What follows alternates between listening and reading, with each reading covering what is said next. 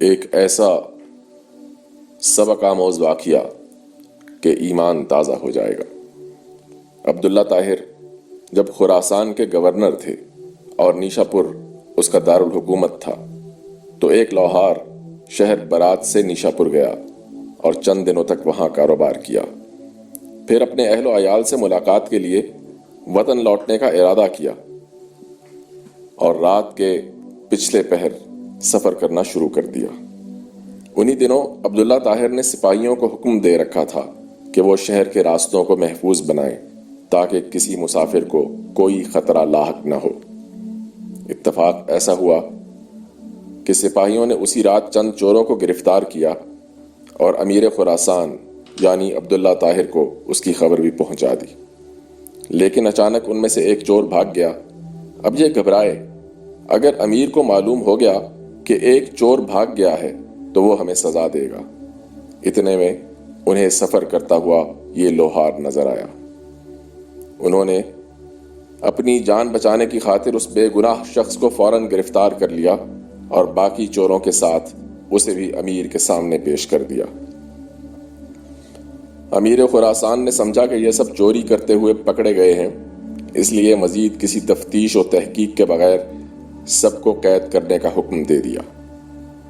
نیک سیرت لوہار سمجھ گیا کہ اب میرا معاملہ صرف اللہ جل شانہ کی بارگاہ سے ہی حل ہو سکتا ہے اور میرا مقصد اسی کے کرم سے حاصل ہو سکتا ہے۔ لہٰذا اس نے وضو کیا اور قید خانے کے ایک کوشے میں نماز پڑھنا شروع کر دی۔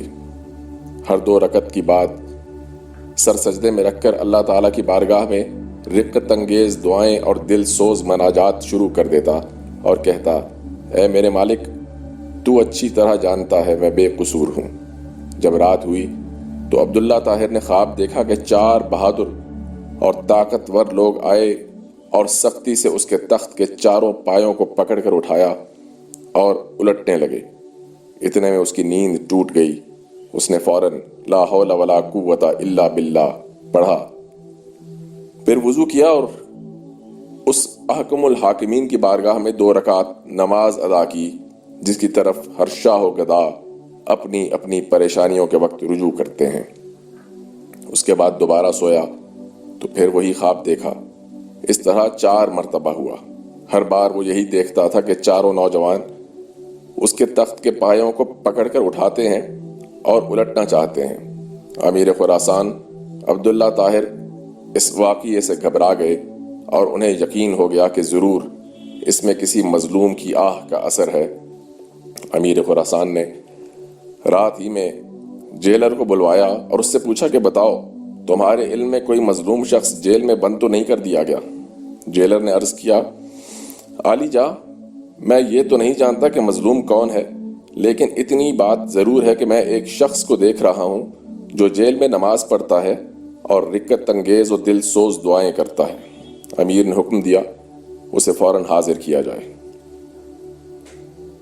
جب وہ شخص امیر کے سامنے حاضر ہوا تو امیر نے اس کے معاملہ کی تحقیق کی۔ معلوم ہوا کہ وہ بے قصور ہے۔ امیر نے اس شخص سے معذرت کی اور کہا، آپ میرے ساتھ 3 کام کیجئے۔ نمبر 1، آپ مجھے معاف کر دیں۔ نمبر 2، میری طرف سے 1000 درہم قبول فرمائیں۔ اور نمبر 3، جب بھی آپ کو کسی قسم کی پریشانی درپیش ہو تو میرے پاس تشریف لائیں تاکہ میں آپ کی مدد کر سکوں۔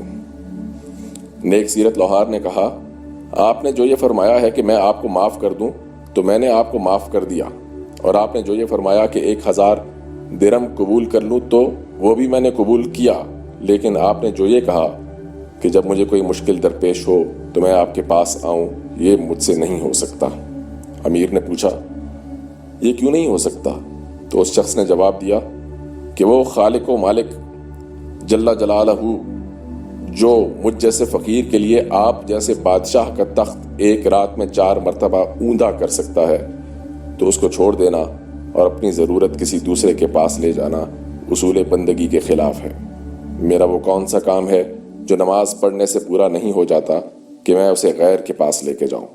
یعنی جب میرا سارا کام نماز کی برکت سے پورا ہو جاتا ہے تو مجھے کسی اور کے پاس جانے کی کیا ضرورت ہے؟